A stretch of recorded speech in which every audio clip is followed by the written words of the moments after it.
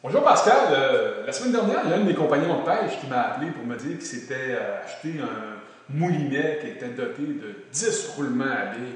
Ça avait l'air d'être quasiment la fin du monde, cette histoire-là, comme de quoi qu'il s'était acheté une Cadillac. Il ne m'a pas dit le prix qu'il a payé, là, mais quand même. Là. J'aimerais ça que tu démystifies un peu ce volet-là, roulement à billes. Comment on peut savoir si on a un moulinet de qualité entre les mains ou si on est en train de se rapprocher un sapin? Ben, souvent, les pêcheurs, Louis, ils se fient uniquement à ce chiffre-là. Ouais. Okay. Ils disent il y a beaucoup de roulements à billes, je vais avoir un bon moulinet, c'est sûr. Mais c'est pas juste ça qu'il faut regarder là, lorsqu'on fait l'acquisition d'un moulinet. Il y a beaucoup plus que ça.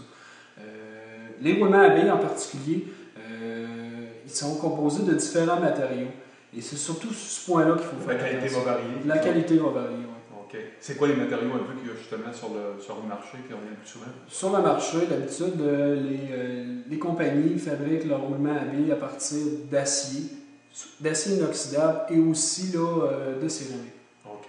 Puis, peux-tu en quelques secondes nous expliquer justement les qualités et les avantages et les défauts un peu de chacun de ces matériaux-là? Oui, l'acier, en fait, c'est le matériau que les fabricants prennent pour les moulinets de moindre qualité.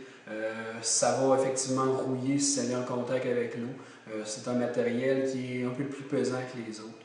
L'acier inoxydable, lui, est un petit peu plus coûteux. Va rouiller moins par contre, mais aussi, qu'est-ce qu'il y a avec l'acier inoxydable? L'acier inoxydable, dis-je, va être plus durable que l'acier. Okay. Puis le troisième, c'est la céramique. Le troisième, c'est la céramique. Ça, c'est le produit que les moulinets haut de gamme ont d'habitude, sont composés, les roulements à billes, des moulinets haut de gamme. Y a-t-il différents types de roulements à billes? Oui, en plus du matériel, il y a des roulements à billes qui sont recouverts ou sont carrément ouverts. Là. Ce qui veut dire que si vous laissez votre moulinet tremper dans l'eau ou dans le sable, ben ça se peut qu'il y ait des saletés qui s'accumulent dans les roulements à billes.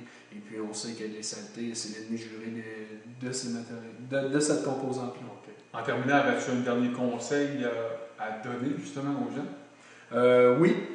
Si vous voyez un moulinet qui se détaille 40$ dans un magasin et puis qui contient 10 ou 11 roulements à billes, faites toujours attention. C'est sûr que c'est un nombre élevé de roulements à billes. La douceur de roulement va être là, mais si jamais votre moulinet vient en contact avec l'eau ou des saletés, la durée de vie va être faible. Ouais. Okay. Ça va faire attention. Bon, merci beaucoup Pascal pour tous ces bons conseils-là.